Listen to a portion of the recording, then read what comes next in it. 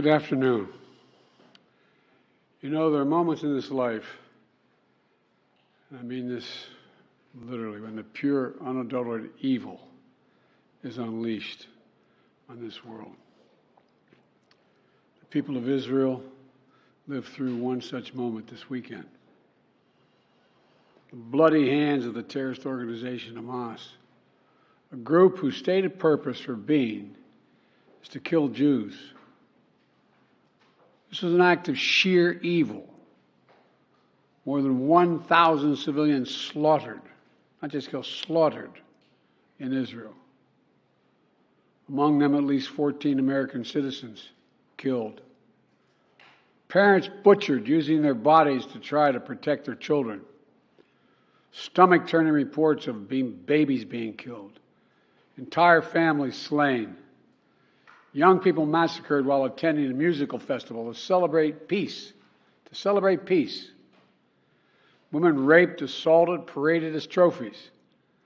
Families hid their fear for hours and hours, desperately trying to keep their children quiet to avoid drawing attention. And thousands of wounded, alive but carrying with them the bullet holes and the shrapnel wounds and the memory of what they endured. You all know these traumas never go away. There's still so many families desperately waiting to hear the fate of their loved ones, not knowing if they're alive or dead or hostages. Infants in their mother's arms, grandparents in wheelchairs, Holocaust survivors abducted and held hostage.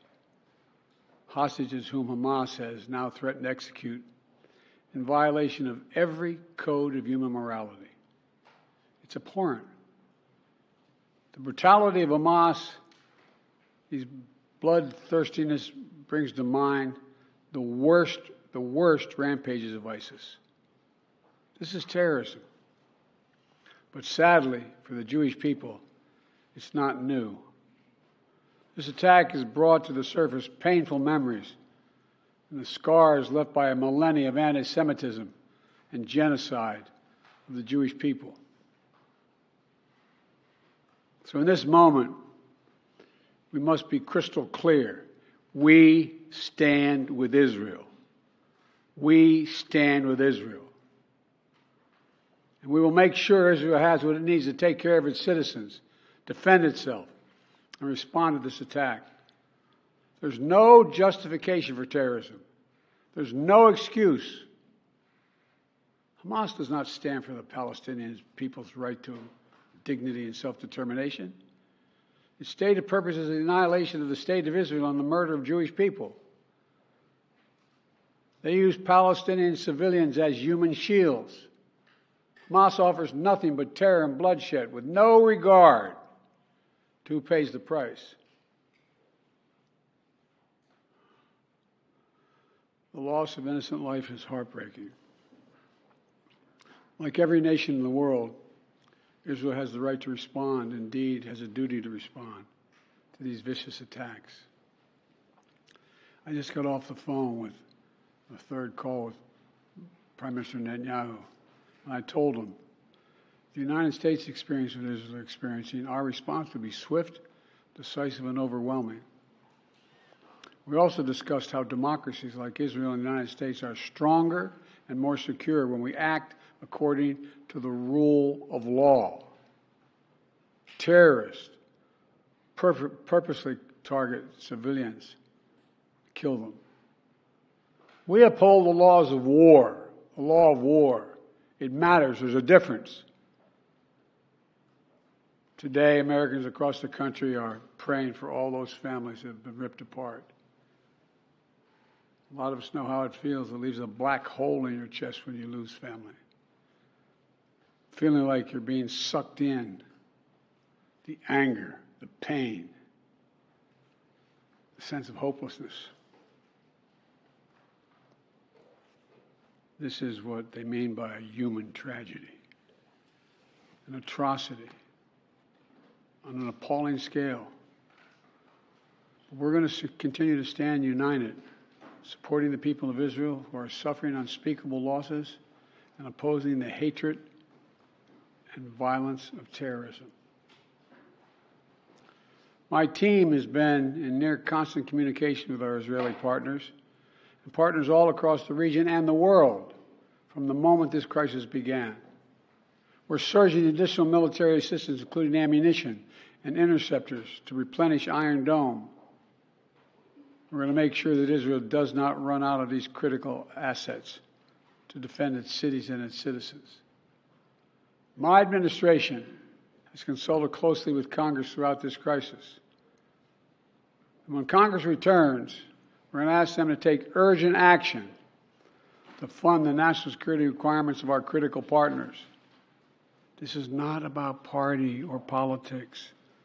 This is about the security of our world, the security of the United States of America.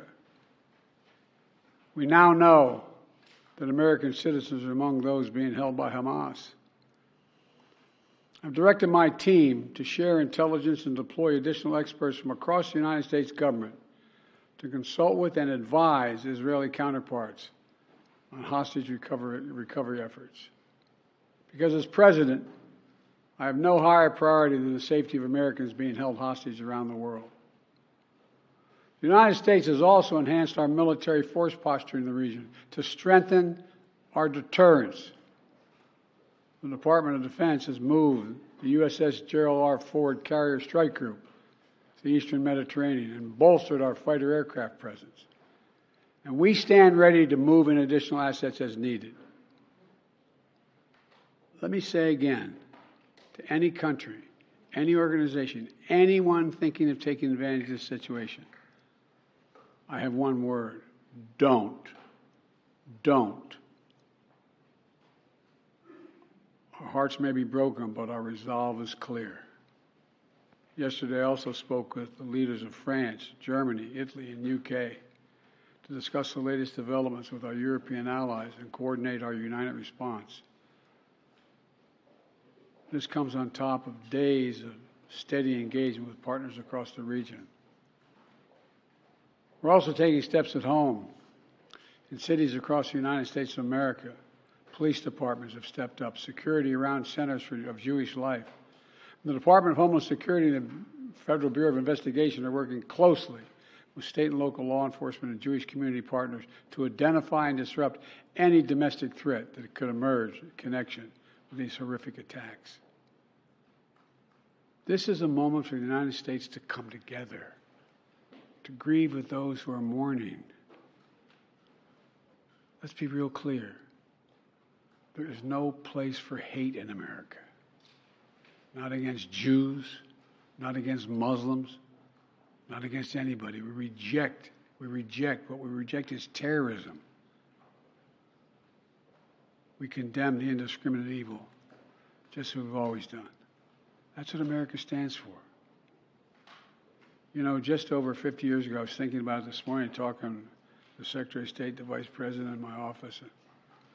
Over 50 years ago, as a young senator, I visited Israel for the first time as a newly elected senator.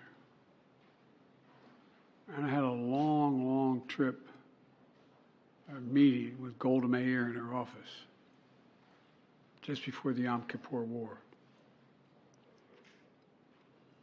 And I guess she could see the consternation on my face as she described what was being faced. They were facing. We walked outside in that sort of hallway outside her office to have some photos. She looked at me all of a sudden and said, "Would you like to have a photograph?"